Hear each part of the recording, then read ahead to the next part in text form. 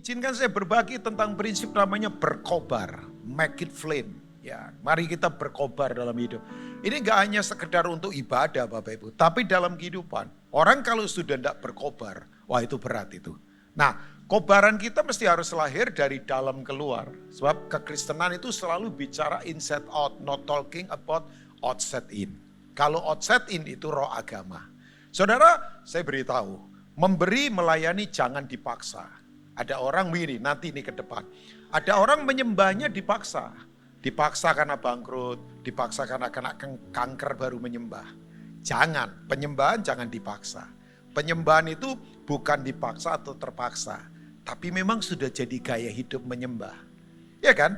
Makanya penyembahan kan tidak ada hubungan dengan sikap tubuh. Saya pemusik Bapak Ibu. Ya tadi saya yang udah balik sih, Henry Budi Dharma itu anak yang puluhan tahun bersama saya. Tommy Widodo, ya paling enggak memberi kontribut buat NDC. Tommy sekarang sudah banyak di Solo kan. Kemudian ya beberapa orang ya. Bobby Fabian, One Way. Ya teman-teman semua itu. Frankie Siombing, kemudian Sidney Mohede. Ya itu saya dulu bergerak banyak di musik. Ya cuman saya enggak masuk ke industri musik. Jadi enggak lah ya. Tapi begini Bapak Ibu. Ini yang saya mau sampaikan. Bahwa penyembahan bukan soal sikap tubuh. Penyembahan enggak ada hubungan dengan nyanyi. Come on. Banyak orang nyanyi kelihatan rohani tapi enggak. Saya beritahu nyanyian sekarang kalau nggak hati-hati cuman main di perasaan saja.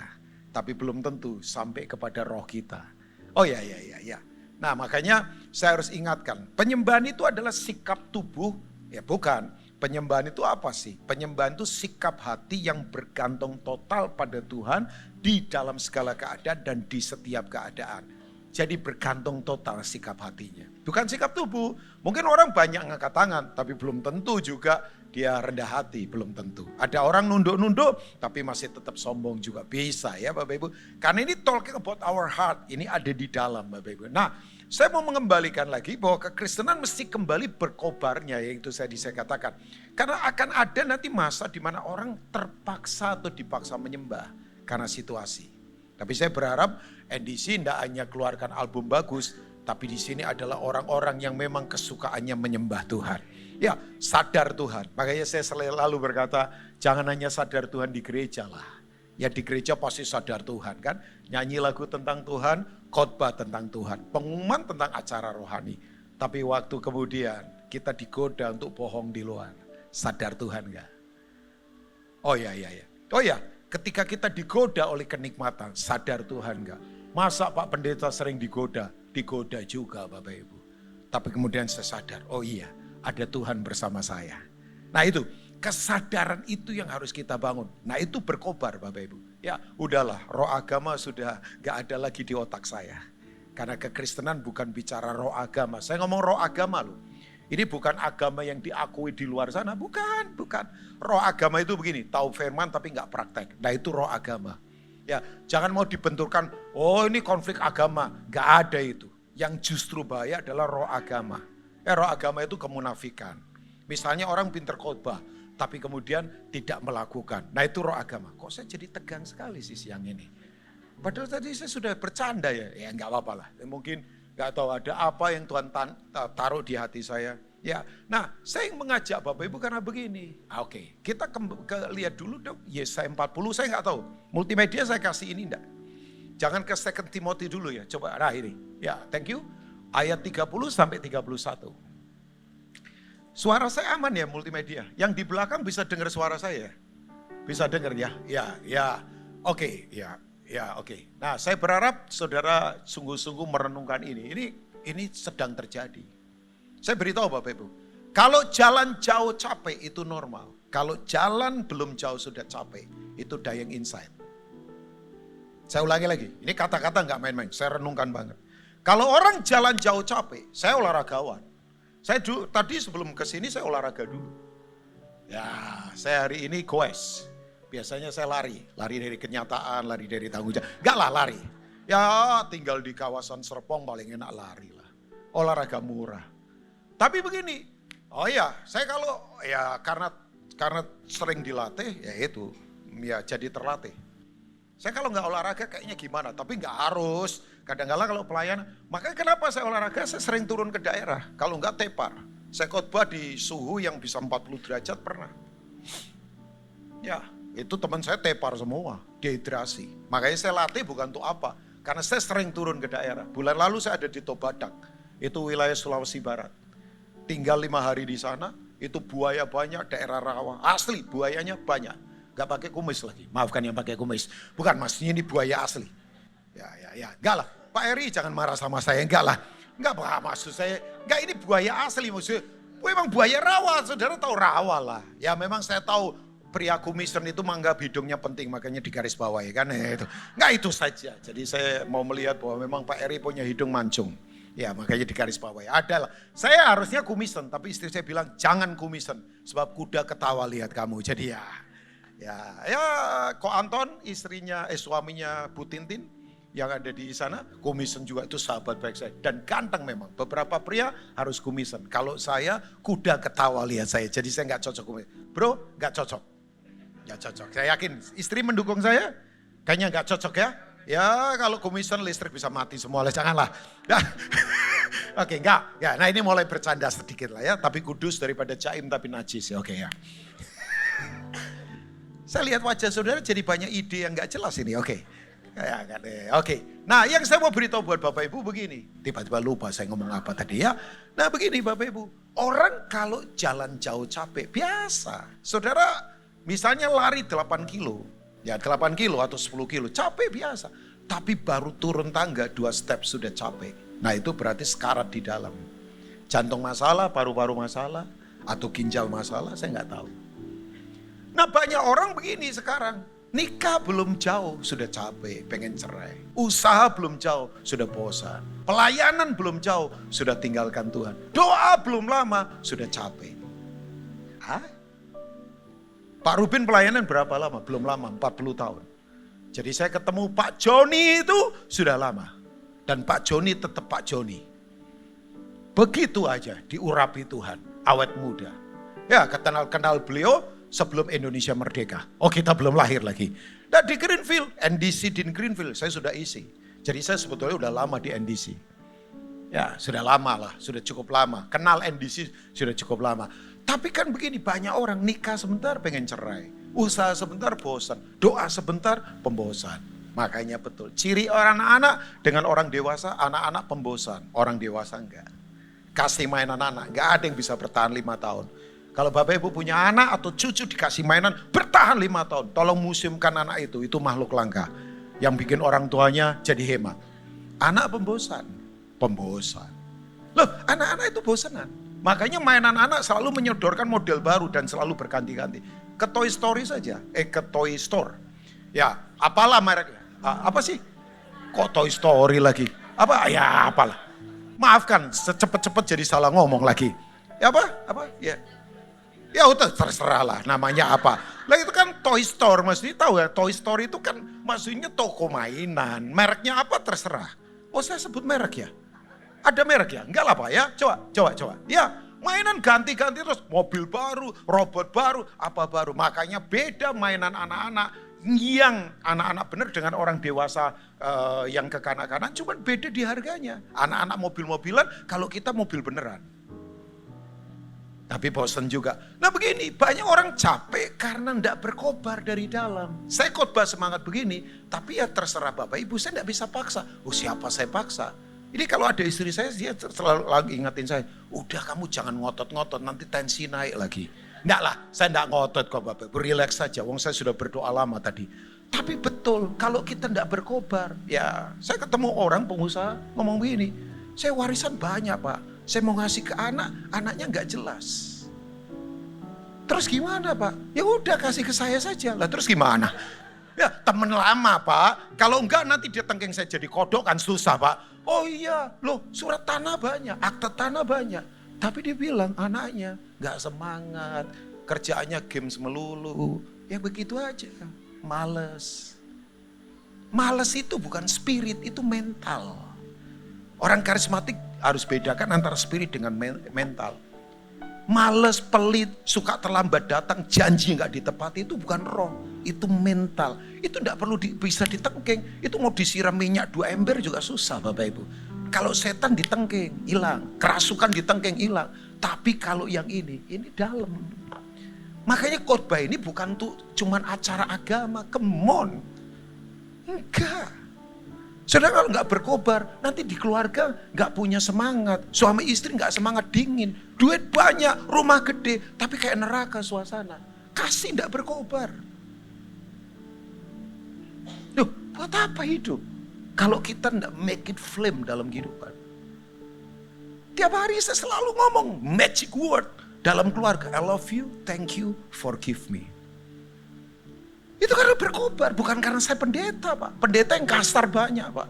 Saya selalu bilang sama istri saya, thank you sayang, I love you, forgive me, maafkan saya. Ya lain, keluarga lain, Bapak Ibu. Oh iyalah, saya ketemu banyak rumah, Bapak Ibu. Oh iya, dari rumah biasa sampai rumah yang gede. Rumah kan bukan soal gedungnya, rumah itu soal kerasan atau tidak. Ya. Nah itu tergantung dari kobaran di dalam. Makanya kalau cinta sudah gak berkobar, udah. Makanya betul kan, kita ini kalau gak berkobar dari dalam, makanya dihibur terus. Sorry ya, berapa banyak mimbar gereja sekarang penuh hiburan. Karena orang butuh dihibur dari luar, sebab tidak punya penghibur dari dalam. Roh Kudus roh penghibur. Saya udah capek dengan mainan-mainan begitu, asli. Kita kurang apa? Kita gak kurang fasilitas, kita gak kurang acara, kita gak kurang lagu, kita gak kurang metode apapun. Tapi masalahnya, kalau kita gak berkobar dari dalam.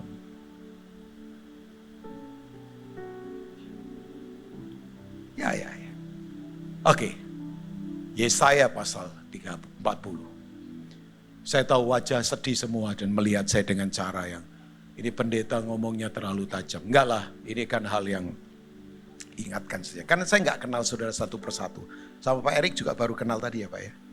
Nggak tahu kesan saya, Bapak sama saya apa, nggak tahu juga. Ya mungkin saya dilaporin, ini galak ini pendeta ya. Saya nggak tahu. Nggak lah, Bapak baik kayaknya ya. Oke, nah Alkitab berkata begini. Coba lihat. Orang-orang muda menjadi lelah dan lesu. Aneh, golongan yang kuat lelah dan lesu. Ini yang di dalam. Ini sebetulnya yang disebut dengan penyakit mental. Mental health. Dan taruna-taruna apa Bapak Ibu? Jatuh tersandung. Tentara pada bertumbangan. Coba. Saya baca ini saya berkata, oh my God. Sekarang angka orang bunuh diri tinggi sekali. Karena orang kosong semua. Makanya Bapak Ibu coba lihat ya. Kalau orang kosong selalu larinya ke belanja dan materialisme. Kosong. Ya, jangan merasa orang kota kita bisa belanja apa saja. Pertanyaan saya, itu mendistract enggak rencana Tuhan dalam hidup kita? Oh sekarang kita digiring. Saya baru tahu loh Pak Raymond ya. Ya, saya baru tahu. 2018, 280 satelit dilepaskan tanpa provider. Saudara online semua. 2020, COVID terjadi, semua ditarik ke rumah, semua pegang handphone. Saudara pikir ini hal kebetulan? Enggak. Ini sudah direncanakan. Iklan yang di handphone kita 4.000 iklan berseliweran. Dan yang aneh, algoritma itu bisa tahu keinginan kita.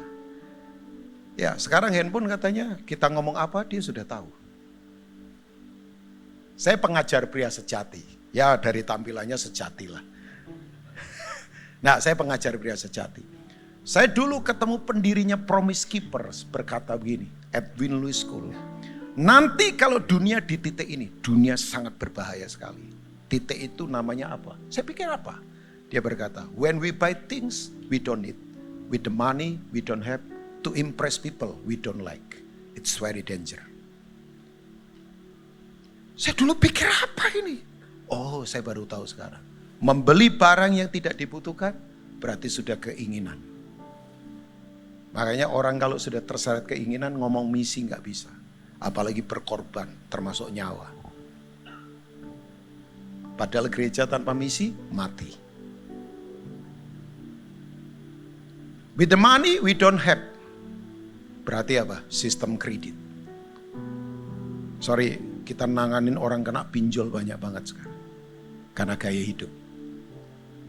Makanya saya jarang di mall Pak sebetulnya.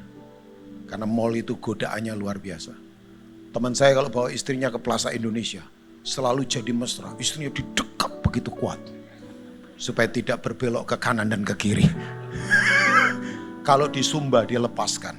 Udah kayak kuda liar. Makanya ikutlah mission trip ke Sumba. Ya, kalau istri sudah berkata, "Pap, saya mau ke Sumba." "Oh iya sayang." Kalau perlu agak lama di sana. Nggak bercanda saja. Ya, oh iya. Oh iya. Saudara pikir apa ini? Ini udah didesain sistem kredit. Ya. Udahlah. Hidup murah yang mahal gaya hidup. Orang bilang pakaian bapak sederhana. Ya, jas ini keren tapi kan udah puluhan tahun. Nggak bisa beli saya. Ada prioritas saya. Buat saya cukup, buat orang lain harus limpah. Itu saya sudah pada pemikiran begitu. Agak aneh sih buat dunia. Tapi gak apa-apa. Iyalah, oh celananya bagus. Iyalah. Celana biasa. Uniqlo. Gak apa-apa lah sebut. Ya biasa lah. Gak apa-apa kan Pak? Oh jangan ya, nanti di skip di rekaman, jangan. Nggak tiba-tiba Pak. Kadang suka spontan begini, ini istri saya kalau ada pasti marah.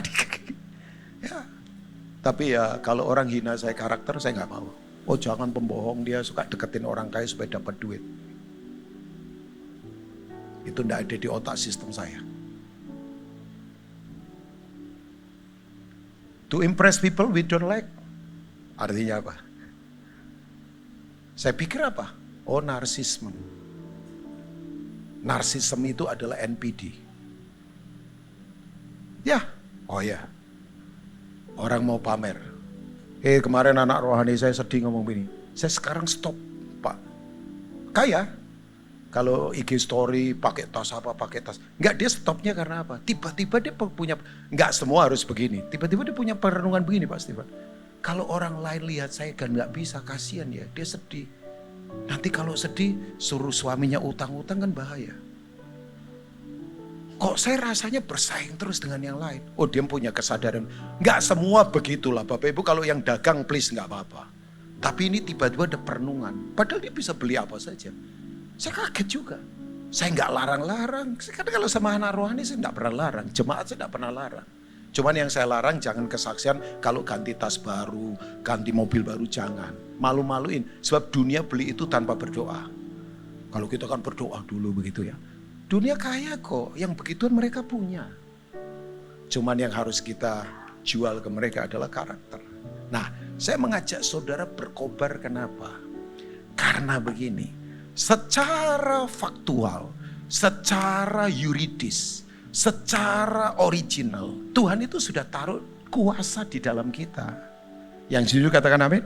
Nah kuasa itu ada dua. Satu eksosia, John chapter 1 verse 12. Dan kemudian Kisah Rasul 1 ayat 8 itu beda. Yang pertama eksosia, kamu akan menerima kuasa waktu kamu menjadi anak-anak Allah. Nah, itu legitimasi. Tapi yang kedua, Kisah Rasul 1 ayat 8, kamu akan menerima kuasa kalau Roh Kudus turun ke atas kamu akan menjadi saksiku. Nah, kata kuasa itu adalah dunamos, dynamit, daya ledak yang hebat. Kuasa nggak punya legitimasi, itu namanya illegal power. Tapi punya legitimasi, nggak punya kuasa, ya susah. Misalnya, polisi pakai seragam, legitimasi. Tapi kalau nggak punya pistol, ya nggak bisa melawan penjahat. Nah polisi itu punya seragam, legitimasi. Tapi juga punya pistol, daya ledak. Ya. Nah itu ada pada kita, Bapak Ibu. Makanya Bapak Ibu nggak usah takut. Pak ngapain sih begini? Oh iya, Bapak Ibu berbisnis. Banyak orang pakai setan sekarang. Oh kita pikir di dunia komputer ini makin luar biasa. Ini kekuatan gelap lagi luar biasa. Makanya kalau saudara tidak berjalan dalam legitimasi ini bukan sekali lagi, ini bukan soal untuk kebaktian. Tapi di kehidupan. Ya, jadi Pak Raymond ini akan dihadang dengan segala cara. Misalnya Bapak bisnis, orang nggak suka Bapak sukses. Setan nggak suka Bapak diberkati. Nah kita punya legitimasi, kita punya kuasa Bapak Ibu. Untuk menaklukkan ini. Nah ini secara yuridis faktual Tuhan taruh di dalam kita. Makanya ayat yang ke-31. Nah ini dia. Ini. Ya coba lihat. Nah ini. Tetapi orang-orang yang menanti-nantikan Tuhan, let's go and let's God. Bukan sekedar merem, tapi punya penyerahan total pada Tuhan. Mendapat kekuatan baru, katakan kekuatan. Kekuatan berasal dari kata asli namanya itu, kratos. Dari kata itu muncul kata kratio. Sorry, saya ngomong begini saya belajar. Saya tidak mau khotbah ecek-ecek Bapak Ibu. Saya persiapan. Oh ya, begitu saya tahu ini, oh my God. Dari kata kratos itu, the power of God. Kuasa Tuhan yang tidak tertandingi. Ya, saya ketemu satu ibu, bayangkan. Ya, duduk di Oto. Oto itu kalau di Indonesia Timur, angkutan kota. Sebelahnya orang buato, nggak berhenti. Begitu keluar itu keluar darah. Itu zaman belum COVID Pak. Jadi orang nggak pakai masker. Coba kalau COVID lari semua, termasuk supirnya pasti lari, itu mobilnya ditinggal Bapak Ibu. Bapak Ibu apa yang terjadi? Ibu ini bukan pendeta, cuman dengar khotbah tentang kuasa Tuhan, dia praktekkan, tumpang tangan. Dalam nama Yesus, keluar batuk, sembuh loh. Paginya ibu ini dikeroyok, 40 orang yang batuk semua. Ternyata itu wabah Pak, nular, kayak TBC begitu, saya nggak tahu apalah namanya. Dia tumpang tangan 40 sembuh semua. Teman saya yang gantian repot, teman saya mau khotbah tiba-tiba diganti pengkhotbah pendeta pembantu. Karena apa? Dia baptis 40 orang. Dalam hitungan 2 hari, 41 jiwa bertobat. Oh ya, tepuk tangan yang kuat kalau untuk misi begini Bapak Ibu. Iya, malaikat bersuka cita. Siapa dia? Orang biasa. Bukan Pak Erik, bukan Pak Raymond, bukan Pak Stephen, bukan Robin Ong. Orang biasa, penjual sayur. Makanya kita pikir yang dipakai cuma pendeta, come on. Siapa saja bisa dipakai. Oh ya, saya dengar kesaksian banyak Bapak Ibu. Hal-hal yang aneh di dunia kerja. Oh ya, orang kesurupan ditengking, sembuh, bayangkan. Satu pabrik kesurupan, bayangkan. Ada anak Tuhan di situ, tengking secara keseluruhan. Setan lari, bayangkan. Sampai saya berkata, ini Pak Rubin nakut-nakuti. Bukan, kita ngadepin hal real. Saudara pikir media sosial gak ada kekuatan gelap di belakangnya? Oh come on. Kendali begitu luar biasa. Nah, saya tidak kemana-mana. Kok saya jadi khotbah serius hari ini Pak? Tadi enggak ya sebetulnya kawan? Atau pengaruh makan siang tadi? Yang pedas dan membuat... Oke. Bagaimana berkobar? Nah berkobar itu tanggung jawab kita. Tanggung jawab kita. 2 Timotius 1, coba lihat. 2 Timothy chapter 1, coba kita lihat ayat yang ke-6 sampai 8. Thank you ya multimedia. Ya, kurang 12 menit. Saya senang karena sebentar saya harus selesai khotbah. Sebab kayaknya Bapak Ibu pada marah sama saya. Jadi saya pengen akhiri saja. Enggak lah, kita bersuka cita bersama Tuhan. Bapak Ibu dengarkan ini bersuka cita? Maaf ya, ini firman bukan untuk Bapak Ibu, untuk saya. Ini untuk saya. Ini yang bicara Tuhan. Saya enggak bisa bicara begini. Saya tadi udah ngomong di ibadah 2. Saya ini IQ di bawah 100. Jadi saya ini sebetulnya perbatasan antara orang bego dan bodoh. Oh asli. Ayah, saya ini peminder. Tapi begini karena saya ketemu Tuhan. Pak tadi Pak siapa Sugiharto ya tanya saya. Pak Rubin punya pengalaman apa di pendidikan? Biasa saja. Saya sekolah keuangan. Saya ngalami Tuhan. Sampai hari ini 40 tahun lebih pelayanan. Hampir banyak tempat di dunia ini saya pergi untuk beritakan Injil. Ya, adik saya lebih powerful lagi. Tinggal di Tibet 3,5 bulan, di Sungai Musi 2,5 tahun, pernah ke Korea Utara. Sampai mama bilang, kasih tahu adikmu, Korea Utara. Korea Selatan orang suka ke sana kan, tarik-tarik estetika. Ini Korea Utara. Ya, bagi Alkitab udah mau ditempeleng pakai itu AK-47 buatan Soviet kan. Oh iya, adik saya cuman ketawa. Tiba-tiba luluh di lawa Tuhan. Udah, kamu pulang. Lari, puluhan Alkitab sudah dibagi. Dia lagi bersiap untuk pergi ke perbatasan Afghanistan, Pakistan. Wah itu kalau mau dengar suara Tuhan jelas, saudara pergi ke sana. Itu suara Tuhan kedengaran jelas. Asli. Pak Joni ketawalah. Ya kalau di Living World Mall terus ya susah kayaknya denger ya. Yang dengar suara apalah, model baru apa, sepatu baru apa. Nggak apa-apa juga lah. Di sini nginjil juga banyak kan. Sebalik makan nginjil dong. Loh, kok nggak mau? Oh iya, sudah diberkati, sukses, kaya raya, hebat, luar biasa. Kok nggak ada amin juga? Lah, lebih kencengan daripada yang pertama ya, maksud saya begitu. Nggak pasti saudara diberkati kok. Oke ya? Ini khotbah nggak jelas ini lah. Oke, nggak jelas lah. Coba lihat ayat yang ke-6. Karena itulah aku peringatkan engkau untuk mengobarkan. Make it flame. Ya, ini supaya kita penuh. Karunia Allah yang ada padamu oleh penumpangan tanganku atasmu. Jadi begini Bapak Ibu, orang kalau berkobar itu penuh. Everybody say penuh. Penuh itu fulfill, bahasa Yunaninya pleres. Saudara saya beritahu ya, karunia yang hebat kalau tidak di equip atau di empowering oleh kuasa Roh Kudus percuma. Pernah nggak lihat ada orang hebat skillnya, tapi ya begitu-begitu saja karena nggak diurapi. Ya, jadi semua skill yang ada pada kita, mau jagoan IT, mau jagoan manajemen, mau jagoan apa saja, kalau saudara tidak diurapi, saudara tidak akan bisa maksimal. Ya oke, tapi nggak bisa maksimal.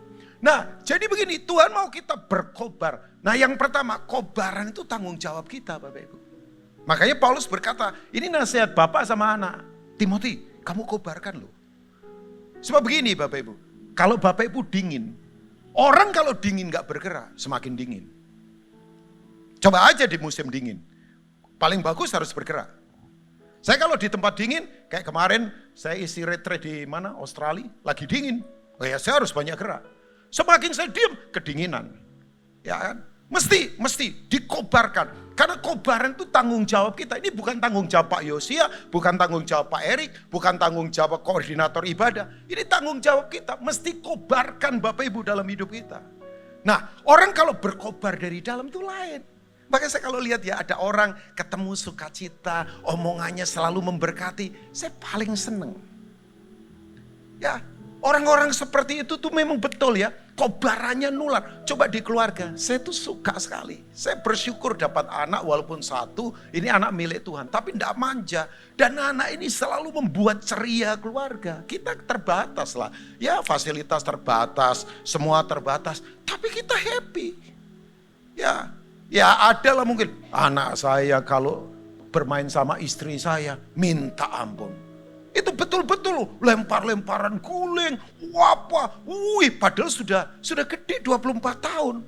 Cerianya luar biasa, selalu membuat sukacita. Kita biasa saja, kita biasa, fasilitas biasa, hidup biasa, kadang kurang nggak apa-apa, tapi kan kita nggak miskin. Enggak, kurang biasa saja, ya kan? Orang kalau fasilitas terbatas kan ya sulit membeli barang. Tapi orang kalau kelebihan banyak fasilitas kan gampang membeli barang. Tapi kan kebahagiaan tidak ditentukan dari banyak membeli barang. Ada orang beli apa saja, belum tentu bahagia. Kenapa dia membeli? Mengisi kekosongan, sebab yang di dalam kosong. Makanya orang kosong pasti paling suka digiring ke sana. Ya coba, orang kalau penuh lain, makanya nikah suami istri kalau nggak penuh, nanti tuntut-tuntutan. Oh iya, berapa banyak konflik rumah tangga karena nggak penuh. Saya nggak ngomong penuh uang loh, penuh sukacita, penuh hikmat. Makanya kalau orang penuh, cara ngomongnya beda, nggak kasar. Kenapa orang kasar? Karena kosong, pengen dihargai. Makanya kalau Bapak Ibu lihat orang suka pamer, jangan marah. Itu kan orang bete, butuh tati tayang. Sorry ya, kalau saya nggak penuh, saya bisa pelayanan apa? Nggak bisa. Apa yang saya mau tularkan buat Bapak Ibu? Nanti ngeluh terus, nanti ngomel terus. Makanya jangan melayani dari kering. Karena melayani itu memberi. Makanya Tuhan berkata, kalau kamu percaya kepadaku, dari dalam hatimu akan mengalir aliran-aliran air. Yang berlimpah, itu bahasa kerennya arkotoso. Nah hidup itu kalau nggak melimpah, nuntut terus lawang kering kok Bapak Ibu. Coba, orang kalau penuh Bapak Ibu nggak suka nuntut. Orang kalau penuh omongannya nggak sinikal. Orang kalau penuh nggak suka marah sama siapa. Orang kalau penuh nggak ngeremehin siapapun. Orang kalau penuh nggak cari perhatian. Orang kalau penuh nggak akan sombong. Orang kalau penuh nggak akan memandang rendah orang lain. Lah penuh kok. Iyalah. Orang kalau penuh enggak akan rebutan warisan, kakak adik sampai ribut. Enggak lah. Orang kalau penuh enggak saling menghina di keluarga. Orang kalau penuh saling menghargai. Saya rindu ini terjadi. Ya. Makanya saudara kalau lihat orang ya suka marah, suka remehkan, sinikal, ngomel, komplain terus. Ya saya tahu dia kurang di dalam. Makanya para pelayan di sini penuh lah, jangan kurang. Nanti minta perhatian, nanti kok gak dihargai marah. Kan begitu, gak dipuji kecewa. Jangan. Ya. Makanya dituntut para pelayan. Umat Tuhan itu membara penuh, mengobarkan dari dalam. Bagaimana caranya Pak Rubin? Ya banyak. Ya yang belum ikut core ya namanya. Core itu singkatan apa Pak Stephen? Core, care, open, read, equip, keren sekali. Itu bule banget sudah. Nggak memang singkatan bahasa Inggris ya. Ya coba dijawakan susah juga lah. Jangan, hanya orang Jawa bisa itu. Oke, nah di core itu saudara akan saling menguatkan. Ya, saya mengalami Tuhan melalui Pak Erik mengalami Tuhan melalui saya, Pak Erik mengalami Tuhan melalui Pak Stephen mengalami Tuhan melalui Pak Erik mengalami Tuhan melalui Pak Raymond mengalami Tuhan melalui Pak Erik. Saling membara. Saya bisa kuat karena saya punya komunal. Kadang saya dipeluk kalau nangis. Ya, makanya gereja keluarga. Kalau gereja nggak keluarga berat lah. Sorry ya, jangan jadi gereja yang tempat fellowship tapi gak ada fellowship. Pulang ya sendiri-sendiri. Kamu susah ya susah. Aku bahagia ya bahagia. Aku kaya, aku kaya. Kamu miskin, silakan miskin. Sorry, kalau gereja yang ditebus oleh darah yang mahal begitu. Masa gereja begitu? Saya ini datang dengan roh keluarga Bapak Ibu. Saya tidak mau merasa lebih pintar dari saudara, enggak. Ya, saya tadi pagi berdoa menangis, Tuhan lawat umatmu. Ini keluarga saya. Ya walaupun saudara tidak menganggap saya keluarga sih sebetulnya ya. Tapi enggak, saya sebagai hamba Tuhan punya kacamata lain. Ya kalau tegas sedikit, ya ini hati Tuhan kok. Saya tidak buat-buat, saya pengennya nyenengin orang. Tapi kalau pelayan sudah nyenengin manusia kan bukan pelayan Tuhan lagi. Ya saya mau menyenangkan Tuhan, tapi sayang sama saudara semua. Ya, jadi tolong kobarkan ini. Bagaimana caranya? Coba kita ke ayat yang ke-7. Nah ini dia. Thank you multimedia. Sebab Allah memberikan kepada kita bukan roh ketakutan. Nah kata takut di sini bukan lihat kecoa takut, tikus takut, bukan. Ini bahasa aslinya pakai kata coward. Pengecut. Cowardness, maaf, pengkhianatan. Lari dari tanggung jawab. Tuhan tidak beri itu. Ya, jadi ya keras sih bahasanya keras yang Paulus tulis ini. Melainkan roh yang membangkitkan kekuatan. Muncul kata ini lagi, kratos, kratio, kasih dan apa Bapak Ibu? Ketertiban. Sayang bahasa Indonesianya ketertiban. Bahasa Inggrisnya bagus, sound of mind. Coba lihat King James-nya. Bahasa NDC adalah King James. Ya coba lihat. Di ayat yang ke-7 ada? Ada? Ya tampilkan aja, tapi kalau nggak ada nggak apa-apa juga. Bapak Ibu coba lihat ke sana ya. Saya pembelajar Alkitab, jadi kalau baca saya nggak mau yang biasa. Saya pengen tahu apa sih maksudnya. Nah ini bahasa Yunaninya memakai kata somphroneo. Somphroneo itu apa? Pikiran yang sehat. Makanya saya katakan yang kedua saya selesai dengan ini. Orang yang berkobar itu selalu pikirannya sehat. Bapak Ibu pernah nggak lihat orang gelarnya tinggi tapi pemarah. Makanya orang nggak percaya sama dia. Sayang. Pikiran kalau tidak terkendali, orang kemudian begini, dikasih tanggung jawab meremehkan. Ya susah dipercaya hal besar. Saya tahu pelayanan saya ini dipercaya. Saya tidak cari pelayanan loh Bapak Ibu. Tapi orang percaya sama saya, ya mungkin lihat sesuatu. Bukan gantengnya, ya walaupun iya. Enggak lah, saya enggak terlalu ganteng. Pak Raymond lebih ganteng dari saya. Ya kayaknya ya. Kayaknya ya. Pak Stephen kalah ganteng sama kita lah ya. Nggak kayaknya Pak Stephen lebih ganteng dari kita. Maaf, saya bercanda jangan dihadang di pintu nanti ya Pak. Nah artinya begini, kenapa banyak orang Nggak bisa maksimal karena pikirannya nggak terkendali. Pernah lihat gak ada orang, mulainya tulus, tapi dalam perjalanan sombong. Mulainya bagus, tapi dalam perjalanan licik. Tipu kiri kanan, khianati saudaranya, sahabatnya. Karena pikirannya tidak terkendali. Nah supaya kita berkobar, yuk pikiran harus dikendalikan. Caranya Pak Rubin, ya dengan firman Tuhan. Saya udah selesai, karena melihat gelagat memang akhir zaman sudah dekat, saya harus selesai. Nah saya katakan ini buat Bapak Ibu, yuk berkobarlah. Coba tanya saja ya, tahu Mike Tyson? Tahu lah ya, tahu Mike Tyson ya, terkenal. Orang kecewa lihat nonton dia tinju, sekali pukul bisa rubuh. Antrinya bermenit-menit, begitu duduk cuman sekian detik selesai. Nah saya mau tanya saja, tolong dijawab dengan jujur, jangan ada dusta di antara kita. Kalau ada para pria, bapak-bapak di sini yang punya anak gadis, mau nggak dijadikan istrinya Mike Tyson? Nah tanya saja, yang mau angkat tangan saya doakan. Kenapa? Orang berkata, takut Pak, nanti temperamentalnya gimana? Nah banyak orang hebat-hebat, tapi nggak bisa maksimal. Yuk kobarkan, sepikiran dengan Tuhan. God bless you all, Tuhan memberkati.